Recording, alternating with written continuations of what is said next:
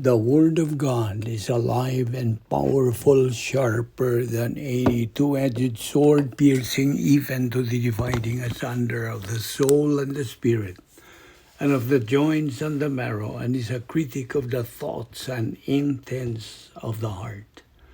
All Scripture is God-breathed and is profitable for doctrine, for reproof, for correction, for instruction in righteousness, that the man of God might be mature, thoroughly furnished unto all good works.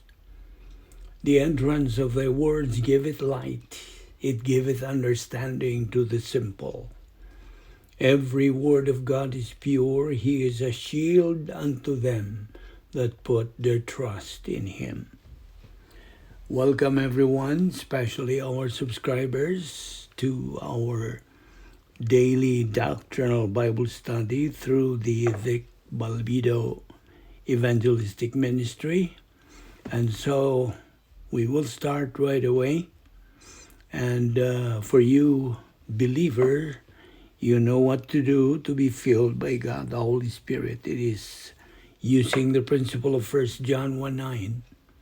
And so you can be filled by God, the Holy Spirit, and be back into fellowship with God and be ready to take in Bible doctrine.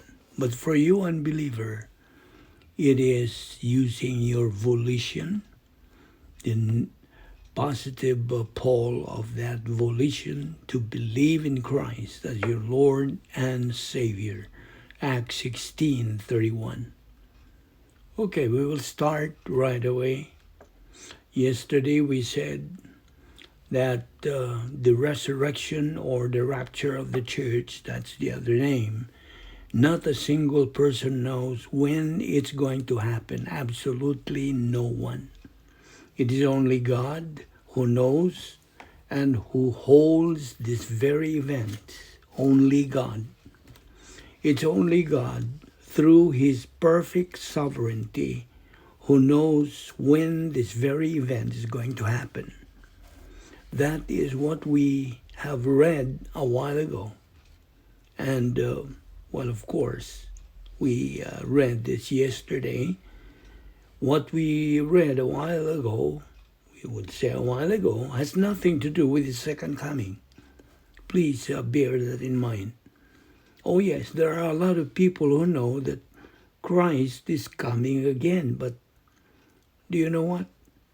It is a pity that there are so many believers, yes, believers at that, who do not understand that what you are actually waiting excitingly as a believer in this church age is not Christ's second coming. It's not Christ coming again. Because look, when is Christ coming again? When? Is it before or after the rapture? It is after the rapture of the church. You see, what we are talking about is not the second coming, but about the rapture. But as I said, there are a lot of believers today who have never been prepared for the real bright hope we're actually waiting for. They have never been prepared for this. Now may I ask you this. When will this resurrection or rapture of the church happen? Do you have any idea? When will this occur? The correct answer, nobody knows. Follow-up question. As far as you, doctrinal believers, are concerned, when do you think will this happen? Based on what you have learned from doctrine, when will rapture happen? Come on, answer me. Well, your right answer to that should be, this is going to happen right at that moment the body of Christ is completed. You got it? What it means is that every individual person who believes in Christ as his Lord and Savior automatically becomes a part of the body of Christ, correct? you were automatically taken in. You're taken in as if you are a cement block. You're likened to a cement block, just an analogy. You're like a cement block being placed and fitted in the building of a house, so to speak. Every person who believes in Christ is placed in the building, on and on, and on and on, until the building or house is completed. Do you understand? So may I repeat the question, when will rapture occur?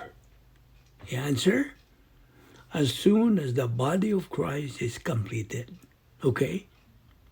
Now this is very interesting because it talks about a complete body. What do we usually see, or how do we view a complete body of a person? Well, it's complete, meaning it has 2 hands, 2 feet, 2 eyes, etc., etc. That's what it means by a complete body, correct? In other words, nothing is lacking in the components or composition of a human body, okay? That's how the body of Christ is likened. You and I, who are believers in Christ, are a part of this body of Christ. And as soon as this body of Christ that is still being formed right at this moment, as soon as this becomes complete, whoops, there, the rapture instantly occurs. Now we believers are going to be raptured, snatched away, or resurrected to become the bride of Christ. So what again can we read here in these 2 verses, verses 16 and 17?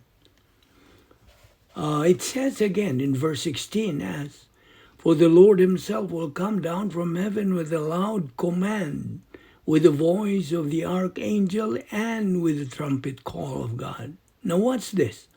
"And the dead in Christ shall rise first."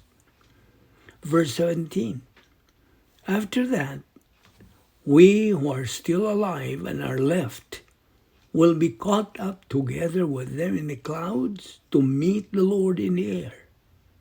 Now, let us clarify this very point to those of you who have not been clarified, that the Lord Jesus Christ at this point in time, in the rapture is not going to step down to earth. His feet are not going to touch down our earth. He's only going to what? He's only going to meet you. Where? He's going to meet you in mid-air. And after that, what's going to happen to you? Or where will you go then?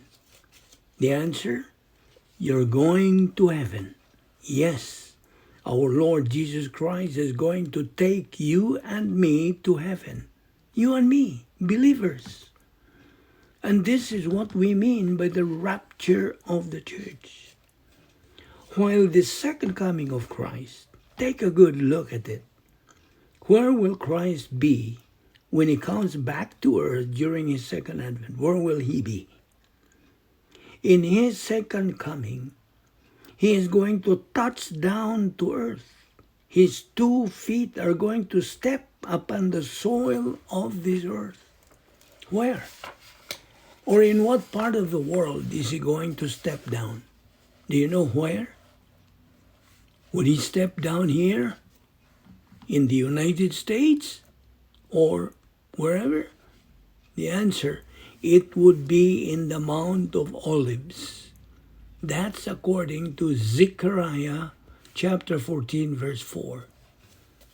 When it says, "And his feet shall stand in that day upon the Mount of Olives, which is before Jerusalem on the east, and the Mount of Olives shall cleave in the midst thereof toward the east and toward the west," etc. That is Christ's second coming. So, our Lord Jesus Christ is really going to come down to this world in the second coming Because that's the time he's going to remove Satan's power in ruling this world. The power that Satan usurped from man in the Garden of Eden. And since then, Satan has been using that power to rule this world in an evil way.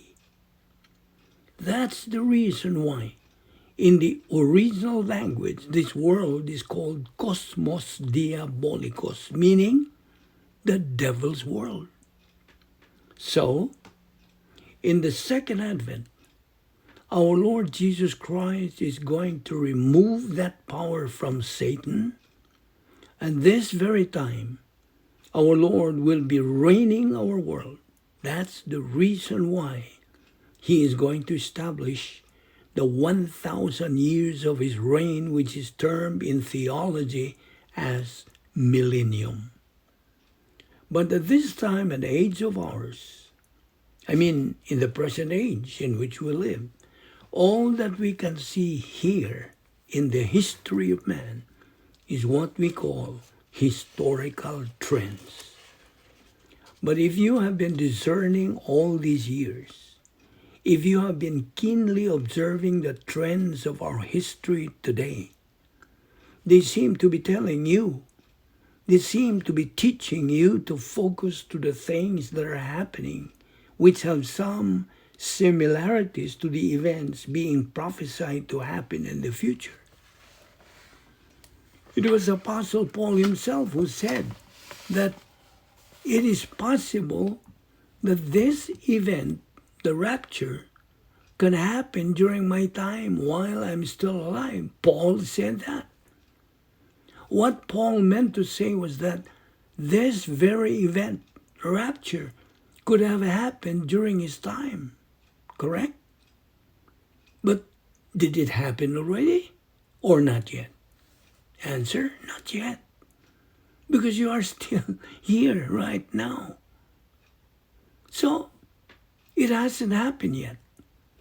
Now, right at this moment, while you are hearing this message or this Bible study, has rapture occurred already or not yet? Not yet. But even at the time of the Apostle Paul, he was already saying that it could have happened during my time.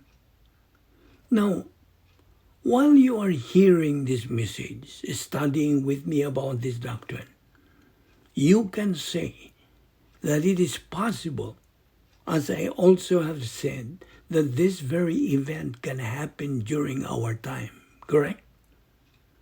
Now, what is the appropriate word which we can use regarding this matter? Do you know the appropriate word for it? The answer is the word imminency.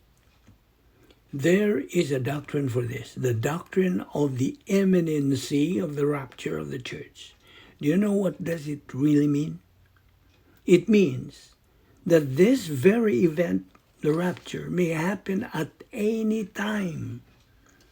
It may happen right at this moment while you are listening to me. It may happen next year, or it may happen 1,000 years from today. And that is what it means by imminency. That is the imminency of this particular event. However, today, it is only the series of incidents, series of happenings, series of events that are currently happening that we are to be watchful of, to be keenly discerning on. Because if you have been watching and following very closely the current world events, most particularly and especially in the Middle East countries, the incidents and occurrences there do seem to appear like what's prophesied to happen in the future. They seem to make a copy of what's prophesied to happen in the future. So let us clarify this thing for you. That since the very start of this age in which we live, age of the church, and in fact throughout this age, The very center of the world's focus in terms of occurrences, incidents, and events is what's actually happening in the Middle East countries. And as far as the Word of God is concerned, the last World War, the Third World War, or the Fourth World War, or whatever that's going to be, that's going to take place in the Middle East countries. But for the moment, you better keep your eyes on what's going on in these countries. Because why? Do you know why? The answer is because that is the key. Keeping abreast with the goings on right there in those Middle East countries is the key to all. That's the key to understanding further the events that are taking place in the days to come within this age in which we live. But always remember this. There are no prophecies that have to be fulfilled. No prophecies. There are only historical trends that you as a believer have to be very discerning in order to be able to understand as to where you are heading. Now, as we continue our study on these things, please open your Bible, if you will, to Psalms 137. The book of Psalms is found in the Old Testament, okay? Psalm 137. And that is what we are going to study tomorrow. So see you then tomorrow.